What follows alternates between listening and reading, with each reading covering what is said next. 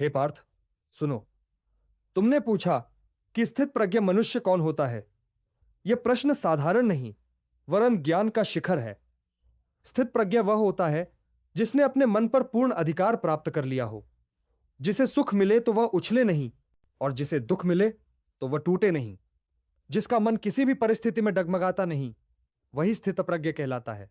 हे अर्जुन, मनुष्य का मन हवा की भांति चंचल है। सुख आए तो वह आसक्त होकर उसमें खो जाता है, दुख आए तो वह विलाप और भय में डूब जाता है। किंतु जो मनुष्य स्वयं को आत्मा के स्वरूप में स्थापित कर ले, उसे कोई परिस्थिति हिलाने की शक्ति नहीं रखती। वही सच्चा ज्ञानी होता है, वही स्थित प्रज्ञ। स्थित प्रज्ञ मनुष्य बाहरी घटनाओं से प्रभावित नहीं होता। सफलता हो या असफलता, वह दोनों को संभाव से स्वीकार करता है। उसे ज्ञात होता है कि दोनों ही क्षणिक हैं, दोनों ही प्रवाहमान हैं, दोनों ही संसार के खेल का भाग हैं। इसलिए वह न आसक्त होता है और न ही निराश। हे पार्थ, जिसे लोग सुख कहते हैं, वह भी मन की एक लहर है। जैसे ही इच्छा पूर्ण होती है, मन प्रसन्न हो उठता है। और जिसे लोग दुख कहते हैं, वह भी केवल एक परिवर्तन है। इच्छा टूटते ही मन खिन्न हो जाता है। किंतु स्थित प्रज्ञ मनुष्य अपनी प्रसन्नता को इच्छा या परिस्थितियों पर आधारित नहीं करता। उसका आनंद उसके भीतर है, आत्मा में है, सत्य में है। अर्जुन, जो मनुष्य सुख में इठलाता है और दुख में टूट जाता है, वह जीवन के हर मोड़ पर बंधता और गिरता रहता है। उसके निर्णय उसकी भावनाएं तय करती हैं। वह किसी भी समय विपत हो सकता है, पर जो संभाव में स्थित है, उसका निर्णय सदैव स्पष्ट, सत्य और उचित होता है। उसका मन न तो प्रशंसा से उछलता है, न आलोचना से गिरता है।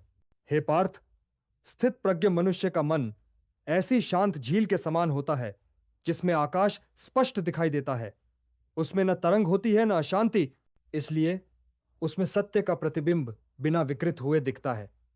ऐसा मनुष्य ही धर्म का मार्ग ठीक से पहचान सकता है।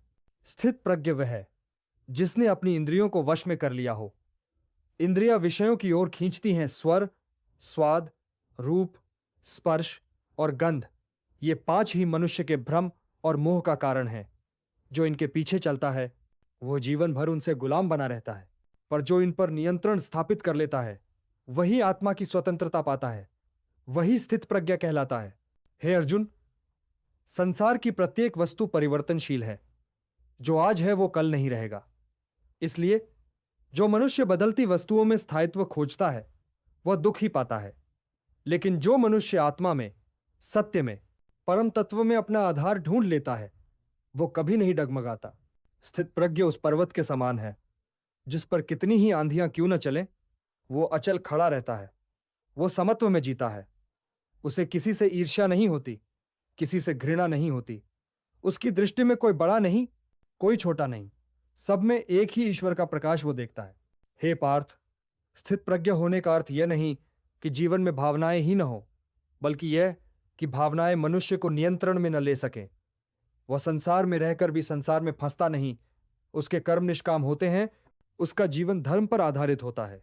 अर्जुन, जो मनुष्य हर पल अपने भीतर के ईश्वर से जुड़ा रहे, उसका मन न भविष्य की चिंता करता है, न अतीत पर पछताता है।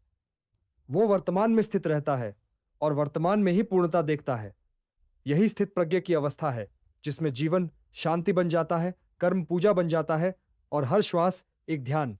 हे पार्थ, इस अवस्था को प्राप्त करने वाला मनुष्य ही वास्तविक विजेता है।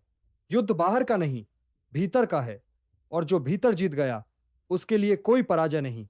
इसीलिए अर्जुन, संभाव अपनाओ, इच्छाओं को प्रभु के चरणों में रखो और अपने मन को सत्य में स्थिर करो। जिस दिन तुम सुख और दुख को समान दृष्टि से देख सकोगे, उस दिन तुम स्थित प्रज्ञ बन जाओगे, और वही होगा तुम्हारे जीवन का वास्तविक उत्थान।